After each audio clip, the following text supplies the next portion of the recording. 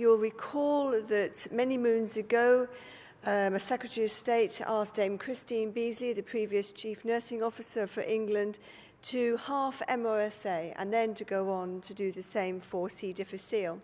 Well, our current Secretary of State, Jeremy Hunt, asked us, as a collective, us to do the same and half gram-negative bacteremias by 2021. We've taken the end of March 2017 as our baseline and to the very end of March 21 as our ambition to half gram-negative bacteremias. All really important stuff, and you'll know this more than me as frontline infection prevention teams, that 80% of these are a community onset. We're concentrating on those three first, the E. coli, Klebsiella, and Pseudomonas, because of the numbers keep going up, particularly that of E. coli. The numbers have been going up now for many, many years, and I believe that you, over the last couple of years in particular, are taking huge action to start to bring those down.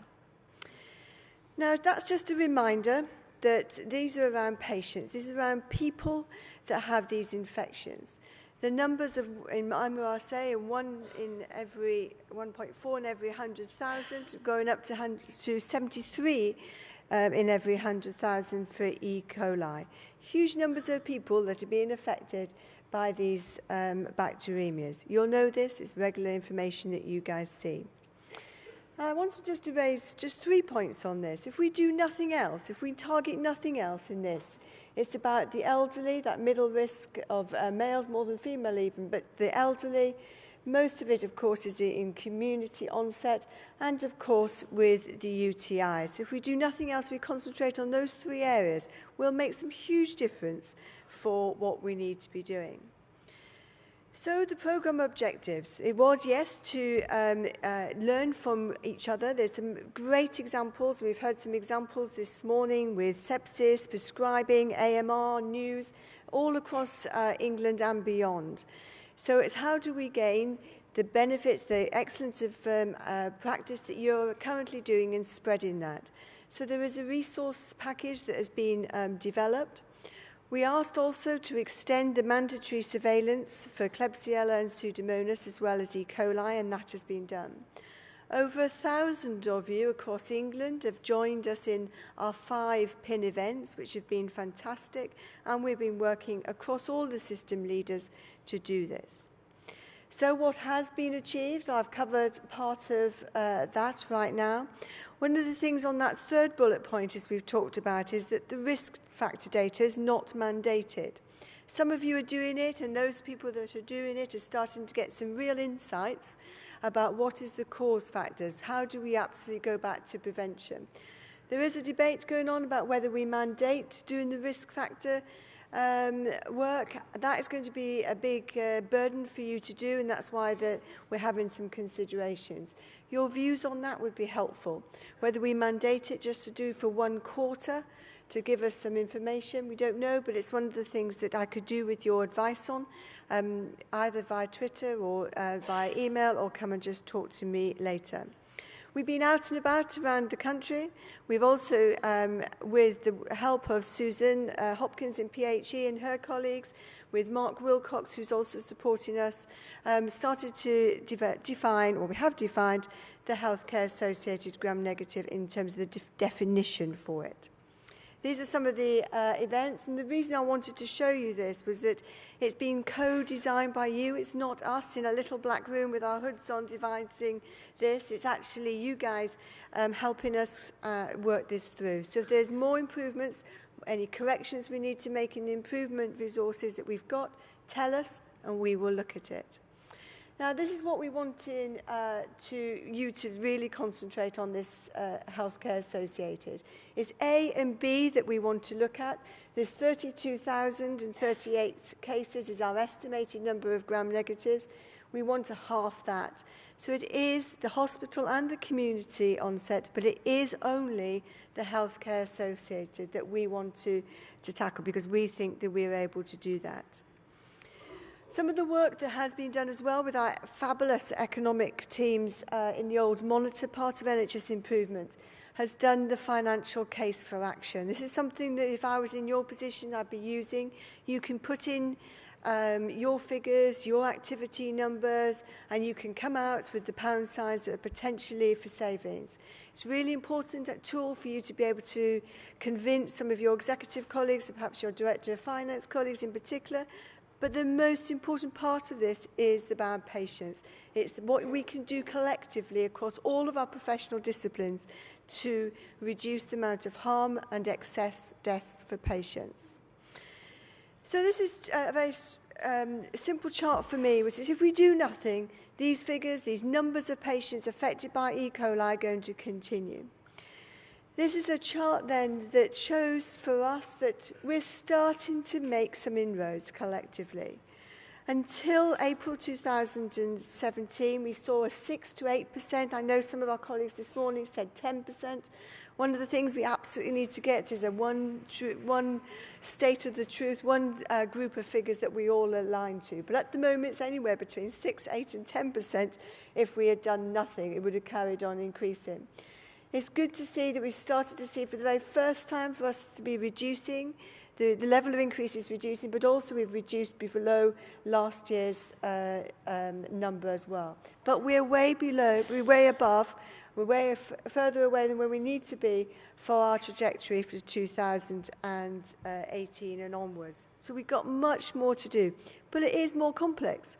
I remember being a chief executive of King's Lynn Hospital in Norfolk when Dame Christine came out and said we're going to half MRSA. I thought that was possible. The numbers were something that as a chief executive I thought, yes, perhaps we could do. When I was at Mid-Essex chief executive a couple of years later, and she came out and said, we're going to do the same for C. difficile, I thought she'd lost her marbles. Genuinely, I thought she'd lost it. I didn't think it was achievable. When we've asked people in the room at our PIN events, do you think it's achievable to get to halving gram-negative bacteremia by 2021? People have said yes and no. But when you ask people whether we should work to halving it, the absolute 110% of people have said yes. And I believe that is genuine commitment from people in this room and beyond. So we're on a journey. It's not going as well as what we want it to do. We need to do more, but we are seeing some starts to signs to do this. CCGs, and I'm delighted to see that the new medical director for NHS England, Professor Steve Powers, is really getting behind this programme and has agreed to be the national NHS England lead, joining me in this work.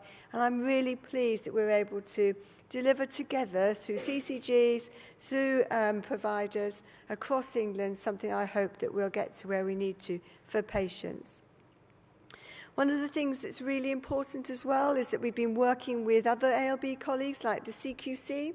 I'm delighted that the CQC have now agreed with social care and Andrea and in Ted with the hospital care that they're going to be asking on their well-led inspections about your action plans for gram-negatives. They're going to be asking to meet your Executive Director for Infection Prevention and Control.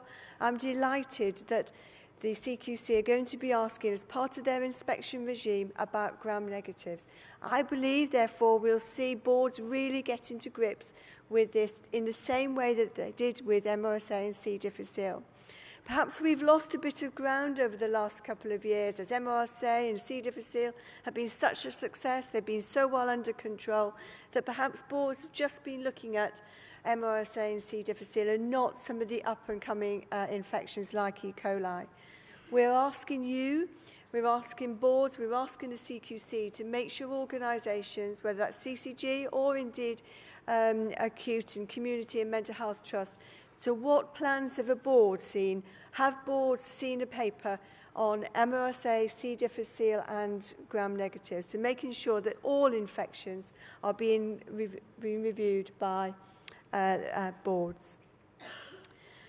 I think I've covered part of that, but the last bullet point on there is something I really just want to emphasise. We have heard from the PIN events and from people like yourselves that we want to make sure, we want to support those people who want to aspire to be a DIPSI and an executive director for an executive director for infection prevention control, or those people new into post. So in April this year, we will be launching our Aspiring Director Programme, our Executive Director Programme. It isn't a programme that's there to teach you how to do microbiology or infection prevention and control. You know that anyway. It's about how we support you as leaders to work across systems, to work and influence boards, how you develop as an executive director of IPC. I think that's going to be really important to support you over those periods and your challenges. The other thing I wanted to bring to your attention on this one is that the last point is around our UTI breakthrough collaboratives. We've done a lot of work in NHS improvements. One of the things we've worked on is about our 3 areas of learning for big improvements and sustained improvements have been around the leadership, and that's why we're going to invest in the leadership course I've just spoken about, engagement, and that's why we're doing the PIN events. That's why we come to this type of event and engage through this as well as social media and the like. And the other one is around quality improvement methodology. So we're investing a lot in the collaboratives, and we're going to focus on UTIs, mainly because that's one of the areas that is the main traction for achieving this programme. So in April, we're going to launch a series of masterclasses. In May, a collaborative programme for 30 organisations. If you want to be part of that, then just come and talk to us. You may be one of the lucky 30. You may not, but we'll work to see the level of interest as well, to see whether we need to put on a second cohort. So the challenges are more than what Emma was saying, C. difficile. It's very much across the whole of the spectrum of care. But it's one that I believe if collectively we provide the leadership, then we will get there. I'm delighted with how this programme is working so closely with Celia and Sepsis and colleagues and News. It's really important that we do that to be able to have a coordinated method and a coordinated narrative.